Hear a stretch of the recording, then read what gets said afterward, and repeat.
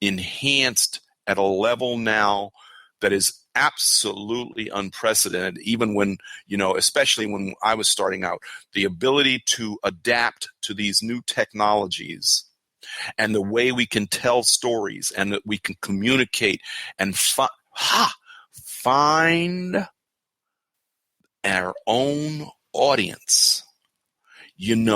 Back in the day, if a magazine sold several million copies, it was basically fitting the story to the audience or making the audience fit to the story. Now we're able to go out and find those people who are particularly interested in those things that we might be interested, and they may be anywhere in the world. They don't have to be on our subscription list, and they can see, they can go to Google or they can see on Facebook, something and get on board, become a friend, share, blah, blah, any kind of, and it's really, so our audience has expanded exponentially. And so we're trying to, so when you ask that question, the photographers who are utilizing social media to get there when they go halfway around the world and find those new languages, new cultures, and they're able to get that information and that communication and that story out. Those are some of the people that I'm really, really, really intrigued in how well they've adapted to the new cultures. Yeah, we live in, I think, the most incredible time of our career in terms of communications. And that's right. We've had this discussion before, but I am awestruck when I think about the opportunities. Yes. Intimidated a lot of days, but I realize that all of those things that in that moment scare me because the opportunities are so big, and it's just a matter of the willingness to step up and take the opportunities before us and do them in a thoughtful way.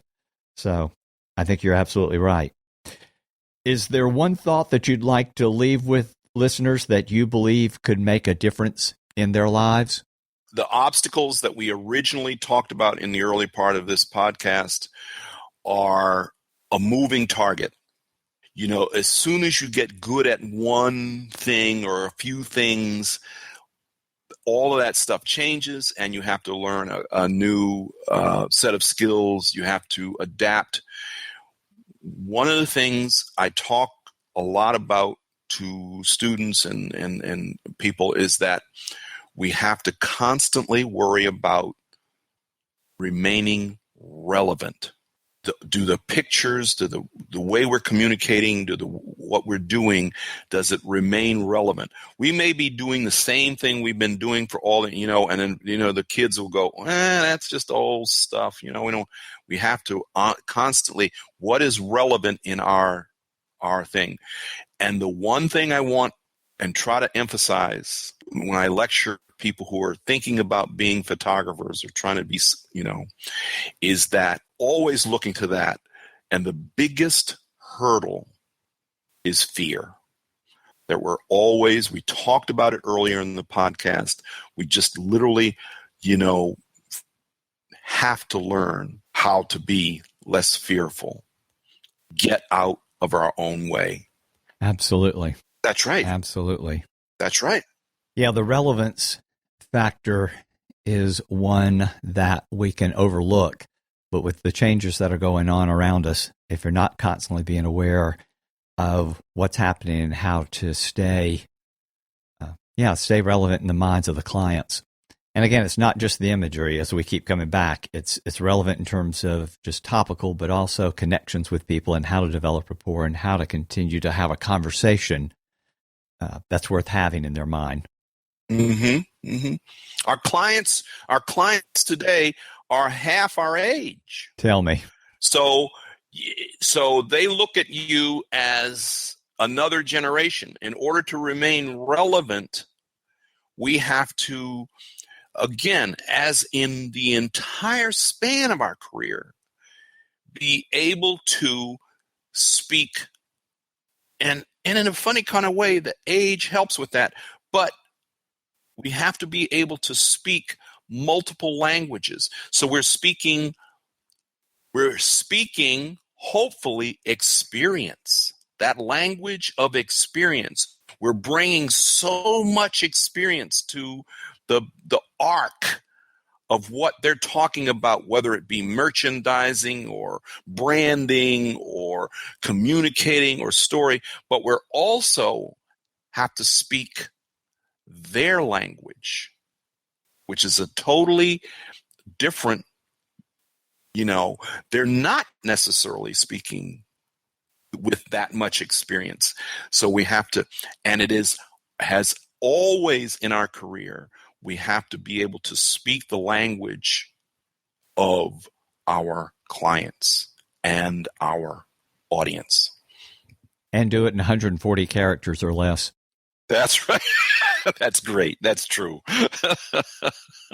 Well, speaking of social media, how would you like for people to connect with you? Where are the platforms that are best? We have done a lot of work with social media, and of course, we got on board with email, and still use email to a tremendous. And I send out, so and that's how we communicate with our with our individual clients. But we're using Facebook, and that's probably our. I know that young people say that's old people's thing, but we have a fairly heavy audience, and so both the Pan Africa project, the Downtown Crossing project, which is the construction, and all of those we're using Facebook. We also Twitter, as you said, we're on the Hill, and we tweeted something, and that's sort of like a much more immediate. And we're trying to incorporate, and we have been just slightly with a little bit of Instagram. That sounds like a fairly broad thing, and we're not trying to do all of these things equally well, but we're finding that there are people who will listen to us better. It's amazing. You have literally this the world, that audience that we're talking about getting to segments itself in ways that we have to be able to interpret better. So the email, certain people will only deal with that. Certain people will be on Facebook all the time. It's a much broader market. And then the Twitter goes out, and I found the other day somebody retweeted I had a show, an exhibit of my Pan Africa project, and I sent it out, and I included the countries that I had been to so far on the Pan Africa project, and I got a couple of tweets from organizations that were in those countries because I mentioned. So the audience grows. Absolutely. And what is your Twitter handle? At Lou Jones 2008 2008. And the same with Instagram? Yes. And Facebook is Facebook Lou Jones. Yes, that's right. That's just Lou Jones, right? Good. Well, we'll also have that and the email address that people would contact you with.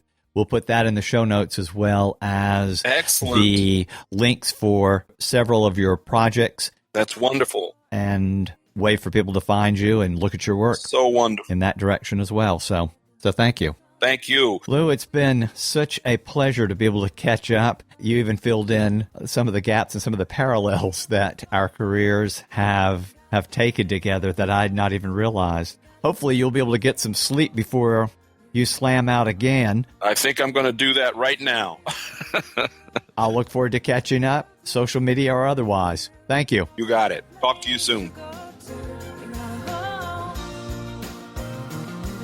Thanks for listening to The Creator's Journey. If you enjoyed our theme music, the name of the song is You've Got a Home by Krista Wells. If you enjoyed the show and would like to see it farewell, as opposed to saying farewell to it, please go to iTunes and subscribe. While you're there, if you give us a favorable rating and review, it'll make a huge difference in whether a newcomer is able to easily find it or it just gets buried. And remember, you're welcome to join the community and conversation at thecreatorsjourney.com to make suggestions and get updates about upcoming guests and notes from each show. Till soon, my friend.